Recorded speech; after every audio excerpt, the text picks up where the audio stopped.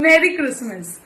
तर आता जेव्हा आम्ही कोसवारचं बॉक्स बिजाना देत आहोत, तर आमची एक जुनी ईस्ट इंडियन परंपरा स्लॅश ट्रेडिशन आहे का या कोसवाच्या बॉक्समध्ये आम्ही फ्रूट घालायचं. पहिल्याच्या माणसं य करत होती, आम्ही पण तेच ट्रेडिशन चालू ठेवायचं. तर मी टाकणार आहे एक ऍपल आणि एक बारकोसा नारंगी. रीतरिवाज नंबर 2. पहिल्याची माणसानं आमचे अशा बॉक्स येवाचे पुरं अशा काचेच्या नाही तर स्टीलच्या प्लास्टिकच्या बैशांमध्ये कोसवार देवाची.